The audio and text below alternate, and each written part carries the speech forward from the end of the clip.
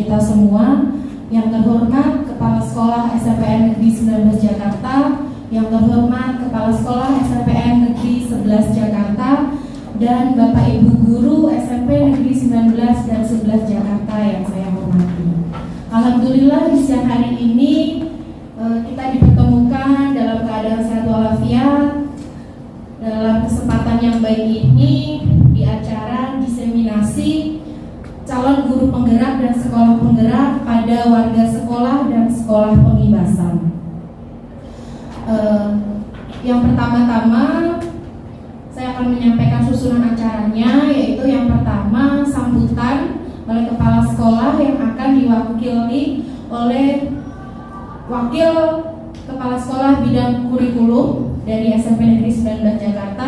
Kemudian acara yang kedua berisi materi yang nanti akan disampaikan oleh Ibu Sri Restioningsi dan Ibu Dwi Widowati. Kemudian yang ketiga yaitu tanya jawab, dan yang keempat penutup. Marilah sebelum kita memulai acara ini kita buka dengan mengucapkan basmalah. Bismillahirrahmanirrahim. Oke, untuk yang pertama sambutan oleh Bapak Dadi Ardiansyah selaku Wakil Kepala Sekolah Bidang Kurikulum dari SMP Negeri 19 Jakarta. Kami persilahkan, waktu dan tempat saya persilahkan.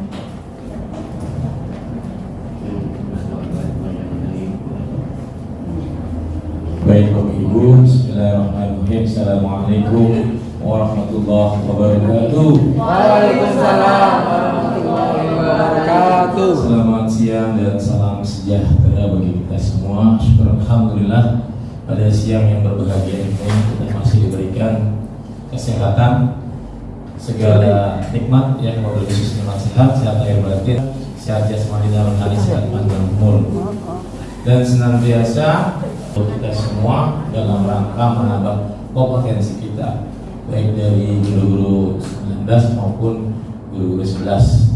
Semoga kegiatan ini terus menjadi pionir untuk pengembangan sumber daya kita.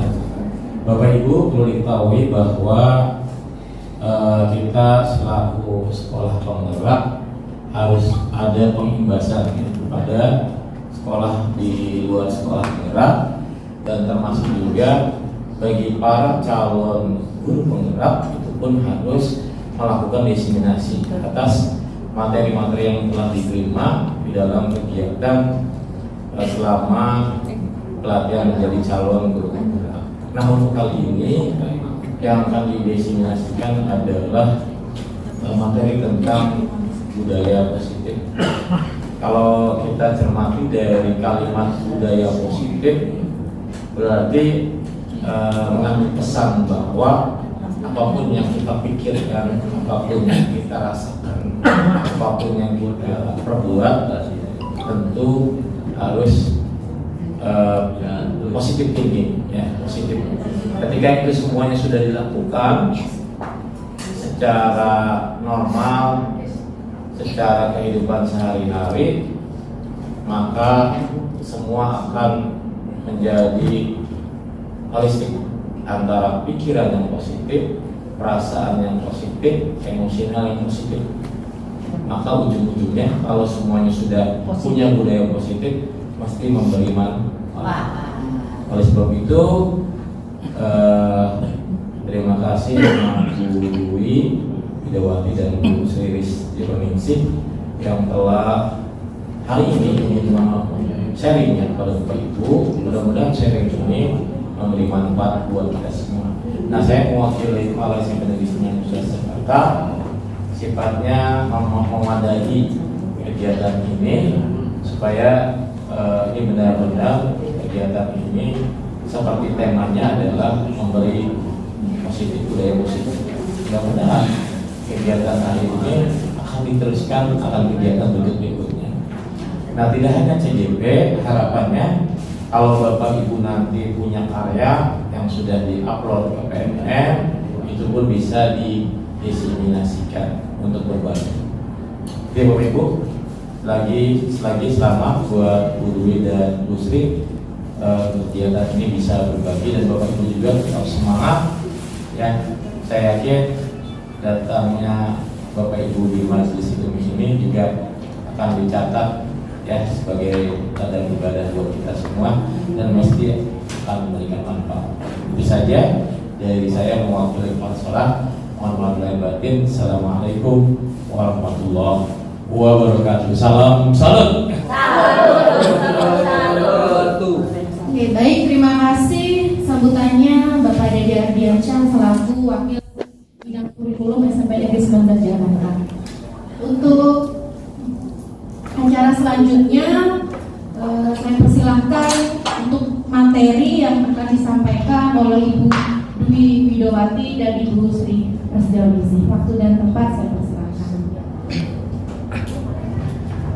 Baik, terima kasih teman-teman. Sebetulnya materi pertama Ibu Dwi Widowati yang akan menyampaikan, tapi katanya SPG dulu di sini.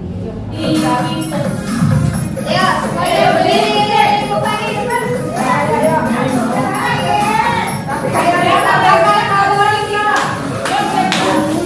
Kegondang dia, hari ini kita belajar bersama di Kampung Tasikmalaya. Breakingnya gimana? Meskipun capek hatiku bahagia, Jakarta dari Surabaya. Mari kita belajar dengan seksama, Madura sampai Papua. Semoga kita akan sukses bersama. Tegondang dia, hari ini kita belajar bersama Cikampek, Tasikmalaya. Meskipun capek hatiku bahagia, Jakarta, Surabaya. mari Kita belajar dengan seksama, Madura sampai Papua. Semoga kita akan sukses bersama. Baik, masih semangat teman-teman? Semangat. Masih semangat? Semangat dong, banyak banget ya pada semangat. Ini modul 1 yang keempat, anak keempat ya, budaya positif ini. Jadi banyak sekali ilmu yang kita dapatkan terkait dengan filosofi pendidikan Hajar Dewantoro. Yang maksudnya adalah kita sebagai guru atau sebagai orang dewasa itu tujuan kita bukan mengajari anak tapi menuntun. Jadi sekarang prinsip kita itu adalah menuntun, ya. Jadi dituntun aja, anak mau kemana kita tuntun, tapi nggak cuma nuntun kita ngikutin mereka. Yang namanya orang nuntun itu kan kita kalau nuntun anak kecil ya, kalau lurus kita ikutin. Tapi kalau pas anaknya belok ada got, apa kita ikutin? Kali enggak. Jadi arti menuntun itu kalau menuntun dalam jalan yang lurus, kita tetap di sampingnya. Kita hanya menuntun. Nah, tapi kalau sudah belok nih, sudah mulai belok, ya kita luruskan seperti itu. Jadi menurut Ki Hajar Dewantoro memang kita dituntut sekarang anak itu menemukan kuadrat dirinya, gitu. Kuadrat anak untuk dihargai. Kemudian kita semuanya harus belajarnya itu harus berpusat pada anak, harus bisa memenuhi kebutuhan anak. Nah, terkait dengan budaya positif ini tadi sudah dijelaskan oleh Ibu Dwi Widowati. Materinya itu ini. Jadi yang kita pelajari dari budaya positif itu di modul 1.4 nih, modul 1 tapi anaknya ada 4. Tadi sudah dijelaskan semua, saya lewatin aja. Oke. Ini saya rangkum sendiri biar paham aja. Disiplin positif itu cara penerapan disiplin yang mengajarkan anak bertanggung jawab dan menumbuhkan kesadaran diri berdasarkan nilai-nilai kebajikan tadi. Kemudian disiplin positif itu lebih ke arah disiplin diri dalam melakukan segala tindakan. Kemudian disiplin diri dapat membuat murid memahami dan menyadari bahwa motivasi internal lah yang harus menjadi dasar perilaku, ya, bukan akibat hukuman. Itu yang dimaksud tadi oleh Ibu Dwi. Jadi disiplin diri itu artinya kalau kita sudah punya merasa disiplin diri, perilaku kita itu udah nggak karena misalnya mohon maaf nih, kita pakai seragam kayak gini, itu sebetulnya kalau aturan maka ada disiplin sih. Nah itu, kita pakai segala macam kayak gini, itu kan aturan apa ini. Sebetulnya betul, sebetulnya itu ada motivasi eksternal. Awalnya motivasi eksternal, tapi ada juga yang memang motivasi internal. Karena saya bangga sebagai PNS misalnya, ya. Awalnya motivasi eksternal, tapi lantas timbullah motivasi internal karena menghargai diri sendiri. Perilaku manusia itu tadi ada yang berperilaku karena ini untuk menghindari ketidaknyamanan atau hukuman. Kadang-kadang kita ngerasain ini loh, jujur. Ya, misalnya kita masuk kelas jam 6.30 harusnya, ya kan? Ada kan yang masuk kelasnya 6.45. Tapi ada juga yang ibu kepala sekolah jalan keliling-keliling. Nah, kita buru-buru dan masuk kelas. Itu apa? Ini sebetulnya, ya kan? Menghindari ketidaknyamanan atau hukuman. Jadi kadang-kadang perilaku kita itu ini, ya tujuannya adalah untuk menghindari ketidaknyamanan atau hukuman. Kemudian ada juga tadi, ya, ayo siapa yang bisa jawab benar? Ibu kasih duit 100.000, mendapatkan imbalan atau penghargaan. Berusaha cepet-cepetan. Ya.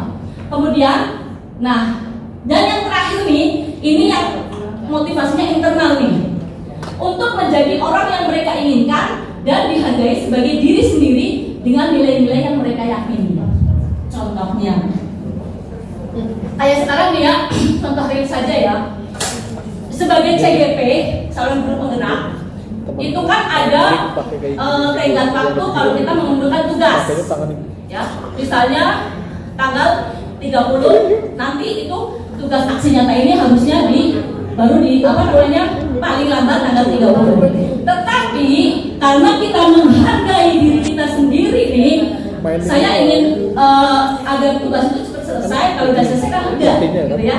Udah, jadi saya setelah sudah di-upload, saya bisa mengerjakan yang lain lagi. Nah, itu artinya perilaku kita itu karena kita menghargai diri sendiri, gitu loh. Itu artinya apa yang saya lakukan itu motivasinya dari dalam diri saya, karena saya menghargai diri saya sendiri, gitu loh. Nah, mungkin kalau motivasi eksternalnya itu ya kalau mengumpulkan tugasnya itu sebelum tenggat waktu itu ada nilai plus, itu kan bonusnya, ya. Itu motivasi eksternalnya. Tapi kalau motivasi internalnya ya kita pengen lebih cepat aja, gitu, agar bisa mengerjakan yang lain-lain. Kemudian, nah ini tadi Bapak Ibu guru, teman-teman, maksudnya begini, ya. Saat kita sebagai guru sudah mampu memahami motivasi perilaku manusia, ya, tadi ini anak ini nurut karena apa nih? Karena takut. Ya kan biasanya anak murid kita kan sebenarnya nurut sama kita karena takut kan? Karena takut nilainya dikurangi, takut nggak dianggap dan sebagainya. Nah, saat guru sudah mampu memahami motivasi perilaku manusia, maka guru dapat memilah motivasi perilaku apa yang ada pada diri murid. Jika murid memiliki perilaku untuk menghindari ketidaknyamanan atau hukuman dan untuk mendapatkan imbalan, ya, atau penghargaan, artinya motivasi tersebut berasal dari eksternal, ya.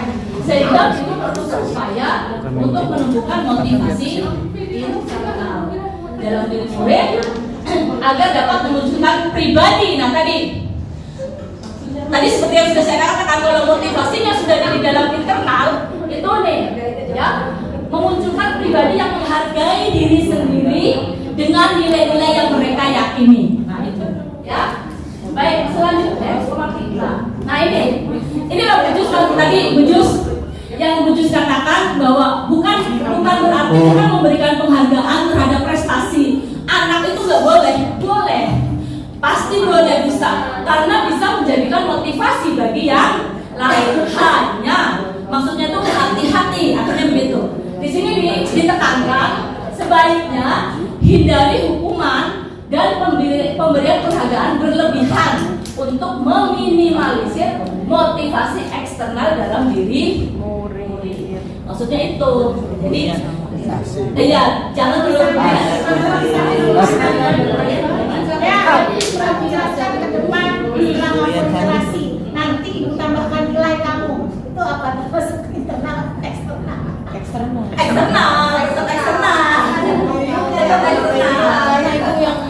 Iya, karena ibu. Tapi ada kesadaran murid nggak setelah kita berikan itu? Nah itu ibu bisa amati setelah itu dia bagaimana. Nah itu ibu bisa amati, makanya kan tadi kalau kita sudah memahami motivasi anak, setelah ibu udah kasih janji lagi ternyata dia males atau nggak bisa, artinya memang eksternal motivasinya. Iya, jadi harus dari dalam. Makanya saya sekarang kalau ke anak di kelas, kalau anak ngomong dan tugas saya nggak terlalu ini, ibu cuma mereka kita punya motivasi internal saja, ibu nggak mau maksa-maksa. Jadi mereka biar sadar sendiri. Ya.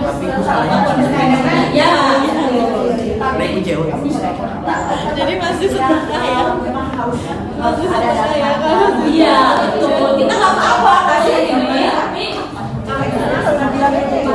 betul. Sifatnya nggak akan lama,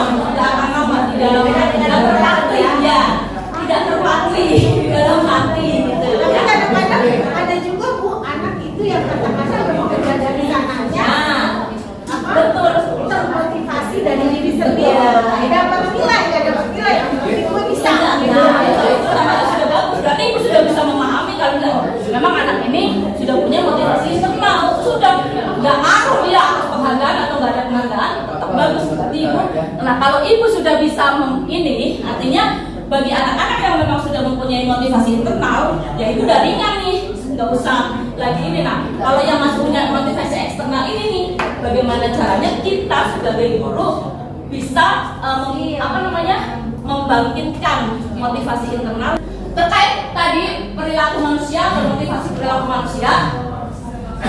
Bu Dwi tadi sudah menyinggung sedikit bahwa sebetulnya kita mempunyai kebutuhan dasar. Apa yang kita lakukan, apa yang kita perbuat itu semuanya karena kebutuhan dasar kita. Ya, maksudnya ini, seluruh tindakan manusia memiliki tujuan tertentu. Semua yang kita lakukan adalah usaha terbaik untuk mendapatkan apa yang kita inginkan. Ketika kita mendapatkan apa yang kita inginkan, sebetulnya saat itu kita sedang memenuhi satu atau lebih dari satu kebutuhan dasar kita, yaitu misalnya kebutuhan untuk bertahan hidup. Mohon maaf, misalnya nih orang nggak punya orang nyuri, ya kan? Nyuri, dia mencuri. Itu kan sebetulnya dia berusaha untuk memenuhi kebutuhan hidup dia. Gitu. Misalnya, terus dia bertahan hidup gimana? Kemudian kasih sayang dan merasa diterima. Kita semua butuh kasih sayang, kan? Kemudian kebebasan, kesenangan dan penguasaan. Nah, ini yang sering terjadi di dalam murid kita, Bapak Ibu sekalian. Kayak tadi, mohon maaf nih. Tadi di kelas nih, mohon maaf ya. Saya kan jujur, saya membebaskan anak pegang handphone kalau di kelas. Karena kadang-kadang saya minta anak mencari materi atau ayo apa artinya ini cari di handphone. Jadi tapi kadang-kadang kan kita sibuk di depan ngomong, anak kadang nyolong-nyolong main game, terutama kelas 8 ya, tadi kelas 8. Ibunya apa yang kalian lakukan itu memang kalian sedang ingin memenuhi kebutuhan diri kalian. Itu ada yang nanya, kebutuhan diri kalian, kita kan sebagai manusia punya kebutuhan. Apa aja bu? Ngomong kesenangan, kasih sayang. Nah, kalian itu yang pada main handphone ini, sebetulnya kalian sedang ingin memenuhi kebutuhan kalian akan kesenangan, kebebasan, saya bilang itu. Terus, tapi hati-hati nak, saya bilang itu. Di Islam kan ada, ya bersenang-senanglah dahulu, bersusah-susah kemudian langsung ditaruh handphonenya ya. Jadi bersenang-senanglah dahulu, bersusah-susah kemudian. Kalian kan mau memenuhi kebutuhan kesenangan kalian ya, main handphone ya. Ya udah silakan. Jadi nanti susahnya tinggal kemudian langsung tidak pada taruh.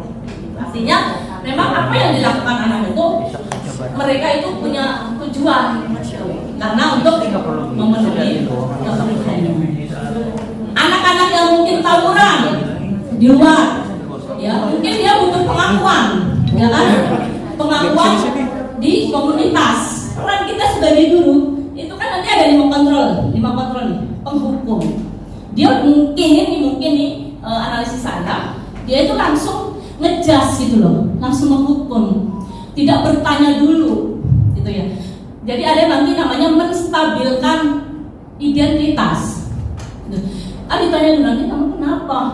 Misalnya kok nampak, ya nggak apa-apa sih, kamu kan mungkin ingin membela diri kan. Nah itu distabilin dulu, bagus sih, nggak apa-apa ditampar. Tapi mungkin ada tindakan yang lebih bagus dari nampar gitu. Jadi ada yang namanya menstabilkan gitu. Ketika seorang melakukan suatu perbuatan yang bertentangan dengan nilai-nilai kebajikan atau melanggar, hal itu sebenarnya karena mereka gagal memenuhi kebutuhan dasar mereka, ya kan? Lagi gagal. Makanya tadi di kelas kayak gitu. Silakan saja kalau kamu memenuhi kebutuhan kamu akan kesenangan terus, ya. Kamu gak haus, kalian gak haus ilmu. Saya sampaikan tadi kan gitu. Kalian gak haus ilmu. Silakan kalau kalian gak butuh ilmu, gak masalah, kesenangan aja terus. Tapi ingat, bersusah-susah kemudian. Ya seperti itu. Nah ini dia 5 kebutuhan dasar manusia: bertahan hidup, kasih sayang dan rasa diterima, ya, pengakuan atas kemampuan, ya. Kemudian ada kebebasan tadi. Anak dikekang, hati-hati juga kita nggak mengekang anak ya. Dia akan mencari kebebasannya di luar, karena dia tidak menemukan kebebasan di dalam rumah, misalnya. Maka mereka akan mencari kebebasan di luar. Kesenangan, nah ini tadi kebutuhan anak akan kesenangan adalah kebutuhan untuk mencari kesenangan, bermain, tertawa, ya tadi game dan sebagainya, handphone itu karena butuh kesenangan. Oke lanjut.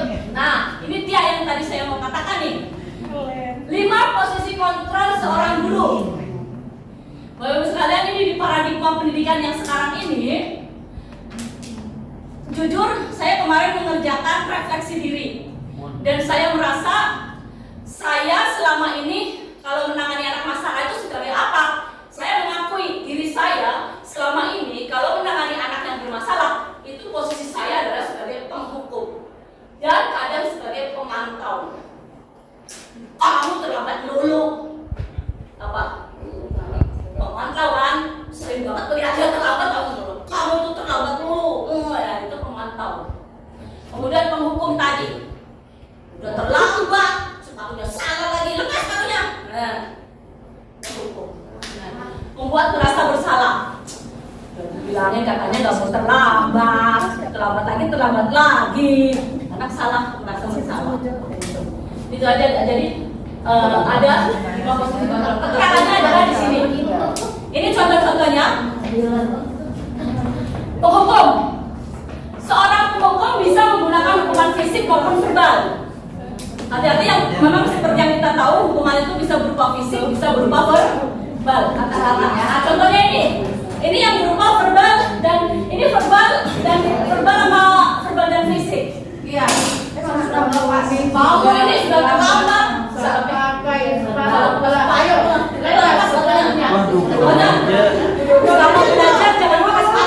Terus bu, ulang lagi bu. Oh ibu belum direkam bu. Belum direkam bu, tadi bu. Iya. Tuh dong. Istighfar bu. Aktingnya natural. Kira-kira yang dirasakan anak itu apa? Dia seharian nggak boleh pakai sepatu selama belajar karena sepatunya salah. Alhamdulillah. Jadi tertekan gitu ya ibu. Jadi kalau hukuman itu membuat anak malu, merasa bersalah, tertekan dan sebagainya. Membuat merasa bersalah. Nah, kalau ini lebih halus, cuma nyelekit gitu loh, paham ya?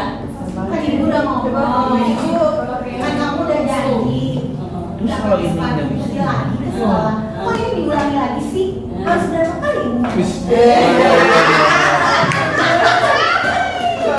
Tapi si anak dari Cocok jadi penggunaan lagi antagonis. Pernah audisi? Lu besok casting Ikatan Cinta dah casting dah. Kemudian nah ini juga hati-hati. Kita nggak usah terlalu akrab gitu ya sama. Ya, ini kita memposisikan diri sebagai teman, tapi hati-hati.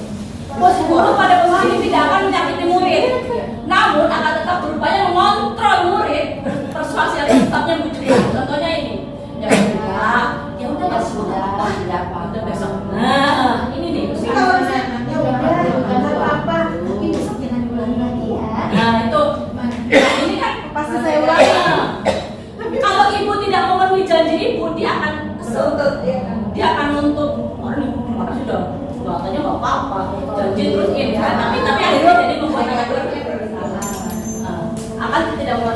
akan Kalau kecewa. mau jadi guru. Ya. Pemantau, seorang pemantau sangat mengandalkan penghitungan catatan tadi. Terlambat mulu. Udah berapa kali kamu terlambat? Sampai akal gitu ya, dia mantau karena anak itu terlambat mulu gitu ya. Dia sebagai tahu ya. Selalu saja ya kamu terlambat, pasti kamu yang terakhir ngumpulin. Kenapa sih terakhir mulu? Jadi itu pemantau kita. Nah, yang terakhir adalah posisi manajer. Ini adalah posisi yang disarankan. Ya. Kita sebagai guru nih kalau kita saat ini mau menerapkan hendaknya ini, dan berbuat sesuatu bersama dengan murid, mempersilahkan murid untuk membuat lakunya. Ya. Tugas seorang manajer bukan mengatur, tetapi membimbing untuk mengatur. Jadi kita menyelesaikan masalah bersama. Oke, di antara kelima posisi ini, sebaiknya adalah mencari solusi. Nah, misalnya gini, kenapa terlambat? Tadi di jalan macet ya. Terus iya kenapa? Kesiangan, kesiangan. Emang kemarin tidurnya jam berapa? Kenapa ya? Ya kok saya main game gitu. Berarti kalau kayak gitu mau terus main game apa? Nah gitu jadi. Nah gitu jadi. Terus berarti besok lama ini. Terus kalau lambat terus gimana sih akibatnya? Saya ketinggalan pelajaran buat apa? Jadi dia yang menemukan solusinya sendiri. Jangan kita hanya memancing pertanyaan-pertanyaan agar dia menyadari kesalahan. Nah ini, yang terakhir ini sebetulnya adalah pembuatan keyakinan sekolah atau kelas. Kita kelas aja dulu ya Bapak Ibu. Artinya alangkah baiknya. Tapi kadang-kadang memang kita nggak sempat ya. Kalau mau belajar di awal pembelajaran sebelum belajar kita buat kesepakatan kelas keyakinan. Kalau kesepakatan atau keyakinan kelas itu sifatnya kan bukan peraturan. Ya artinya kalau anak melakukan kesalahan dia akan menerima konsekuensi bukan hukuman. Ya karena disepakati bersama. Berarti komitmen semacam komitmen gitu ya? Betul, iya sama komitmen kelas. Seperti saya sudah menerapkan, maksudnya ya. Ayo apa mau kesepakatan belajar kita ini apa? Menjaga ketertiban kelas. Oke, belajar fisik. Pasti kan ada Menjaga kebersihan. Mereka yang nulis, mereka yang ngomong. Oke, tulis. Terus menghargai teman, tulis. Gimana toleransi? Tidak bermain handphone saat guru menjelaskan. Kalau injak sialan. Tidak bermain handphone kalau tidak diperlukan. Misalnya kalau lagi belajar. Oke, tulis. Oke, sudah sepakat? Ya, Bu. Terus berarti ini harus dipatuhi ya. Ya. Nanti saya akan kasih contoh. Intinya ini ya, itu udah semuanya itu ya. Nah, keyakinan kelas itu sifatnya berubah. Misalnya, kalau keyakinan sekolah itu gini. Kita yakin kita motivasi prestasi anak itu harus didukung sekolah, itu kita yakin. Jadi ada keyakinan di situ. Berarti kita harus membuat murid kita terus berprestasi atau mendukung prestasi murid, itu keyakinan. Jadi peraturan, keyakinan dan kesepakatan itu berbeda. Kalau peraturan itu sifatnya sepihak, ya, sepihak yang membuat, ya, dan itu ada sanksinya kalau peraturan kan. Tapi kalau keyakinan atau kesepakatan atau tadi komitmen itu diputuskan bersama, ya, diputuskan bersama dan harus dilaksanakan bersama. Namanya komitmen. Kalau misalnya dilanggar, apa ada sanksi? Enggak, tapi konsekuensi. Gitu. Ya. Oke. Ya. Lanjut. Nah ini penerapan segitiga restitusi. Segitiga restitusi merupakan sebuah metode disiplin positif dengan cara melakukan dialog yang bertujuan untuk membantu murid belajar dari kesalahannya. Contohnya tadi. Contoh yang pertama adalah penerapan segitiga restitusi. Guru tadi sebagai manajer udah. Nah ini menstabilkan identitas. Jadi kalau nanganin anak nih, yang pertama harus tahapan yang pertama ada 3 tahapan ya, menstabilkan identitas, validasi tindakan yang salah, dan yang terakhir menanyakan keyakinan. Kita lihat dulu yang ini menstabil. Jadi mengubah identitas anak dari orang yang gagal karena melakukan kesalahan menjadi orang yang sukses. Kemudian meyakinkan orang yang berbuat salah bahwa mereka masih berharga. Contohnya ini contoh pernyataannya. Iya gak apa-apa, kamu berbuat salah. Tapi ya, terus ya saya paham kok manusia itu ada yang sempurna. Atau ibu juga pernah kok melakukan itu. Nah kemudian validasi tindakan yang salah. Memahami alasan murid berbuat salah tadi, kenapa terlambat, kenapa salah pakai sepatu. Saya terlambat terlambat kesiangan terus pakai sepatunya udah asal aja Bu, udah nggak mikirin hitam apa gitu ya. Mengubah pandangan dari teori tadi stimulus respon ke cara berpikir positif. Contohnya ini, kamu pasti punya alasan mengapa melakukan hal itu. Kamu pakai bangga pada dirimu sendiri karena kamu telah melindungi sesuatu yang penting tadi ya, yang saya contohkan. Pas anak ditendang apa? Dorong-dorongan itu ya sengaja ketendang payudaranya, dia marah padahal kan tidak sengaja. Terus berlari ya, melindungi sesuatu yang penting. Tetapi kamu bisa melakukan hal yang baik dong tadi, nggak harus namparin, kan? Kamu boleh mempertahankan. Sekian dan terima kasih. Tadi dulu. Baru diterima Yang terakhir, ini yang menanyakan keyakinan tadi, kan ada keyakinan atau kesepakatan kelas, ya. Kalau melanggar gimana? Ya. Ini contohnya. Ini bisa nggak?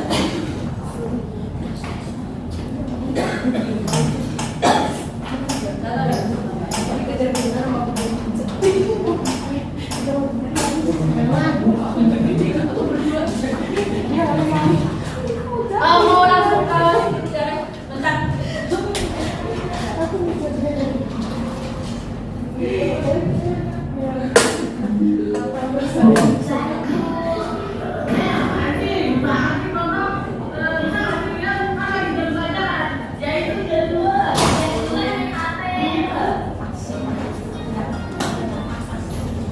Ada apa ini? Oh, ribut-ribut. Iya,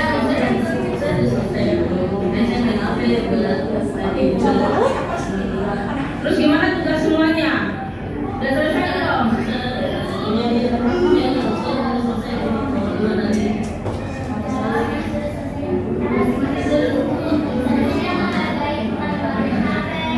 Udah.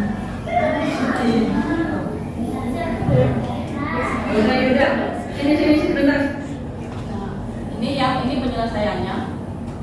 Abraham, tadi ibu lihat kamu ribut-ribut di kelompok situ. Ditangkap apa yang terjadi Abraham? Tadi saya dimarahin juga Teresa Bu. Saya mengambil di depan orang. Oh gitu. Ya, ibu juga pernah sih kayak gitu.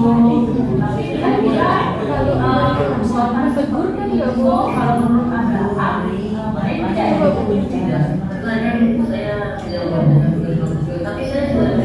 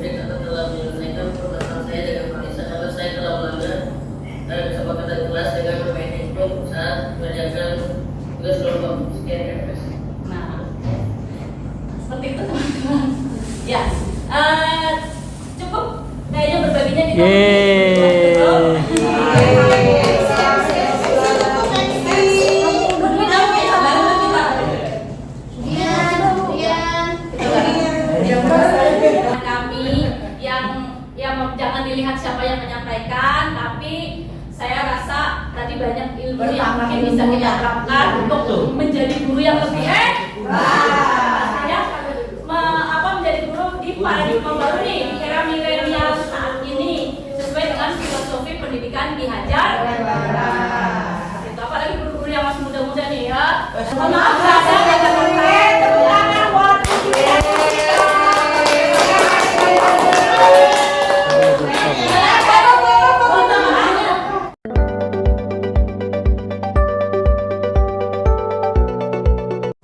Bismillahirrahmanirrahim. Assalamualaikum warahmatullahi wabarakatuh. Waalaikumsalam warahmatullahi wabarakatuh. Selamat pagi semuanya. Bagaimana kabarnya hari ini? Baik ya, alhamdulillah baik ya. Baik ya. Anak-anak, hari ini kita akan membuat keyakinan kelas untuk kelas 7C.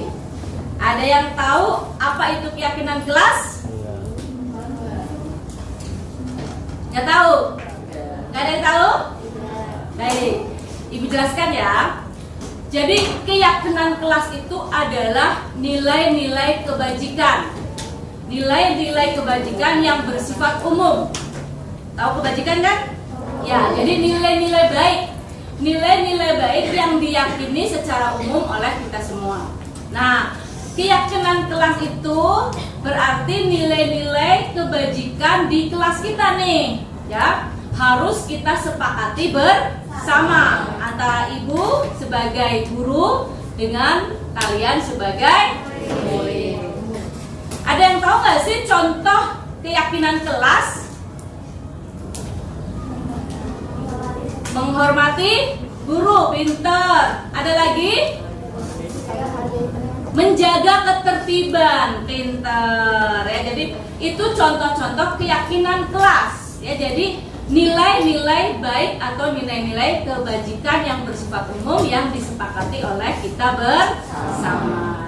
Dan keyakinan kelas itu harus dilaksanakan dengan baik, pinter. Harus dilaksanakan dengan baik, berarti harus dipatuhi karena merupakan kesepakatan bersama. Baik, ya. Jadi dalam pembuatan keyakinan kelas ini nanti gua akan memberikan sticky note. Silakan kalian menuliskan keyakinan kelas apa yang kalian inginkan untuk di kelas kita ini. Yang pasti nilai-nilai baik, nilai-nilai kebajikan yang kita percayai akan membuat kelas kita ini menjadi lebih keren, lebih baik. Siap ya? Siap. Baik, Ibu akan bagikan sticky note.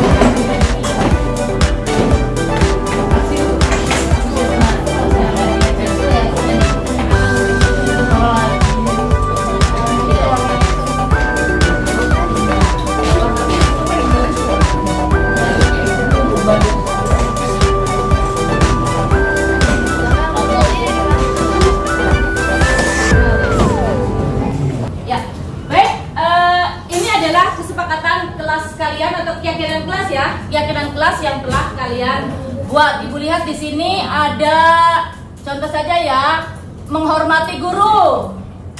Setuju? Setuju. Ada yang menulis bertanggung jawab. Setuju. Ada lagi yang menulis menghormati antar teman. Setuju. Ada yang menulis disiplin. Setuju. Ada lagi saling menghargai. Setuju. Ada lagi yang menjaga ketertiban kelas. Setuju. Nah, jadi keyakinan kelas yang telah kalian tulis ini harus kalian jadikan sebagai nilai-nilai kebajikan ya di dalam kelas kita ya, agar kelas kita menjadi kelas yang hebat. Baik, setelah selesai kalian menuliskan keyakinan kelas di sini, silakan kalian menandatangani ya untuk mengesahkan bahwa keyakinan kelas ini telah kalian buat dan disepakati bersama. Ya, dan kalian silakan menandatangani nama, langsung saja tanda tangan sebelahnya. Baik, silakan mulai Vanes. Vanes.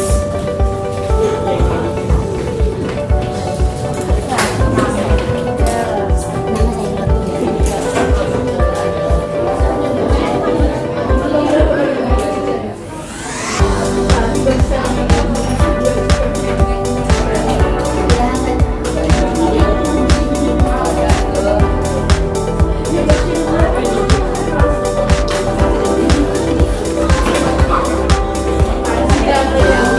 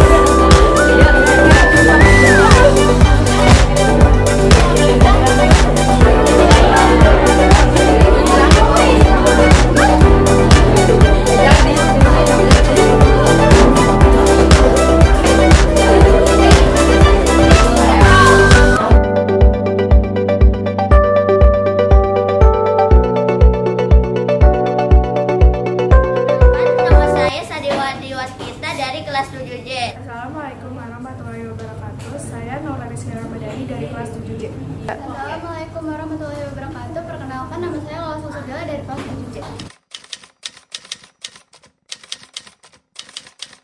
Perasaan saya sangat senang. Perasaan saya sangat senang. Perasaan saya sangat senang.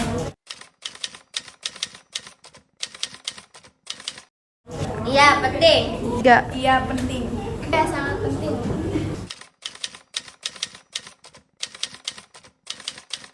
Ya, penting karena bisa membuat kelas lebih tertib. Iya, penting karena kelas buat bikin kelas bertanggung jawab. Ya, penting karena membuat kelas menjadi saling menghormati.